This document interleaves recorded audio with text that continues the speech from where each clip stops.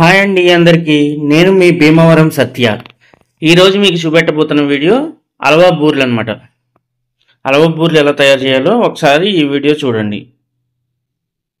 ముందుగా మనం ఒక గ్లాస్ బొంబాయి రవ్వ తీసుకోవాలి, సుజీ రవ్వ.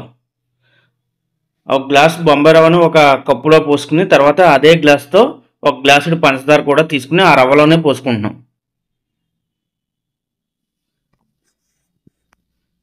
తర్వాత మనం ఒక పొయ్యి మీద గిన్నె పెట్టుకుని 3 గ్లాసులు వాటర్ పోసుకుంటున్నాం అనమాట, కొద్దిగా తక్కువగా.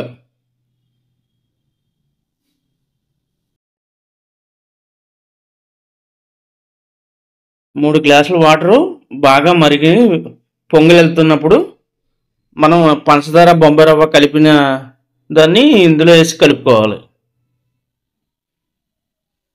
ముందుగా మనం ఈ బొంబాయి రవ్వ హల్వా తయారు చేసుకోవాలి.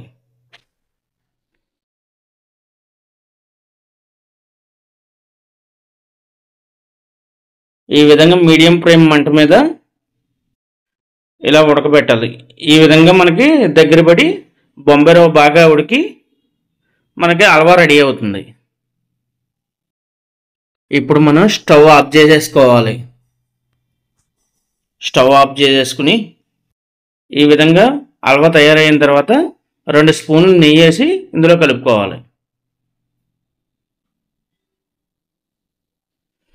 తర్వాత ఒక బౌల్లోకి తీసుకుని కొద్దిగా చల్లారనివ్వాలన్నమాట.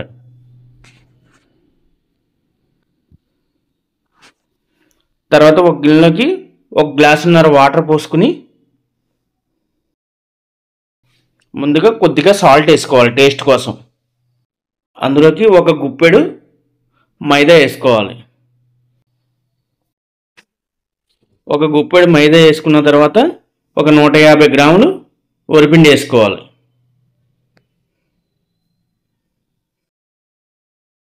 ఇది ఒకసారి బాగా కలుపుకుని తర్వాత మనం దీంట్లోకి మినపరుబ్బు వేసుకోవాలి.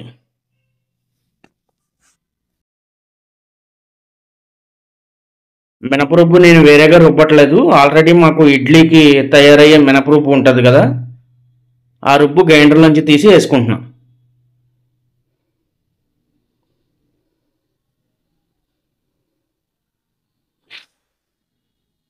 ఈ మినపరుబ్బు వచ్చేసి ఒక 100 గ్రాముల చాయగులి పిండి ఉంటుంది.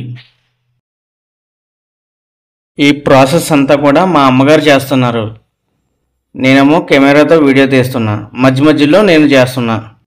ఈ విధంగా ఈ వీడియోలో చూపెడుతున్న విధంగా పిండి ఈ కన్సిస్టెన్సీలో ఉండేటట్టు చూసుకోవాలన్నమాట. బాగా పలచనైతే మనకు బూరెలు సరిగ్గా రావు.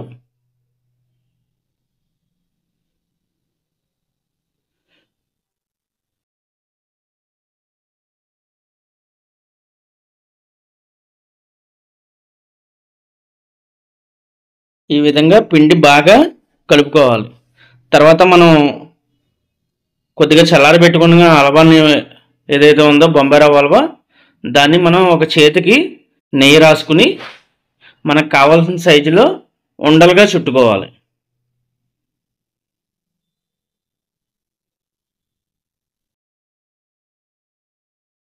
మనకు కావాల్సిన సైజులో ఇలాగ కొంచెం కొంచెం తీసుకుని ఇలా ముద్దలు చేసుకోవాలి.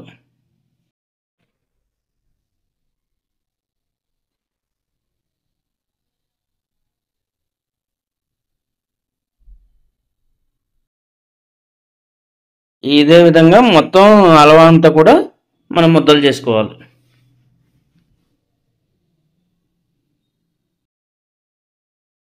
ఈ బొంబాయి రవ్వ హల్వా కూడా టేస్ట్ చాలా బాగుంటుంది.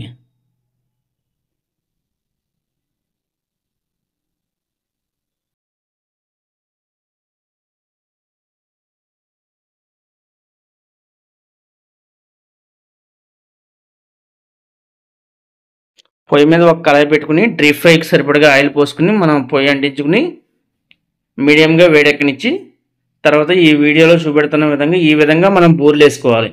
అప్పుడు పిండి చేతకుండా ఉంటుంది, మనకి బూరి బాగా వస్తుంది.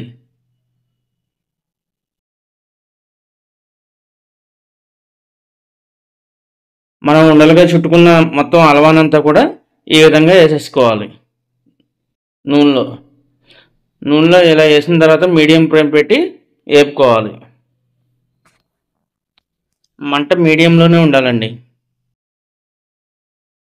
ఈ విధంగా మనకు రోస్ట్గా వేగిన తర్వాత మనం జారాతో దేవుకుని ఒక బెజ్జల జారాలో వేసుకోవాలి.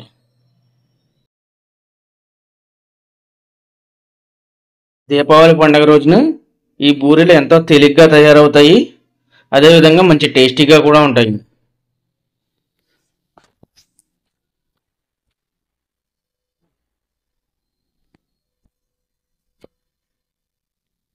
అంతేనండి, వేడివేడిగా హల్వా పూరి రెడీ అయిపోయింది.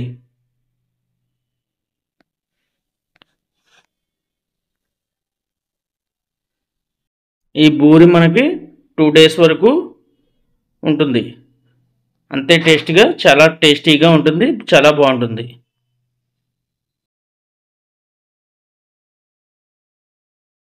నా వీడియో కనుక మీకు నచ్చినట్లయితే లైక్ చేయండి, నా ఛానల్ని సబ్స్క్రైబ్ చేసుకోండి. మరిన్ని వంటల కోసం నా కామెంట్ బాక్స్లో కామెంట్ చేయండి. ఇప్పటివరకు నా వీడియో చూసినందుకు థ్యాంక్ యూ వెరీ మచ్ అండి.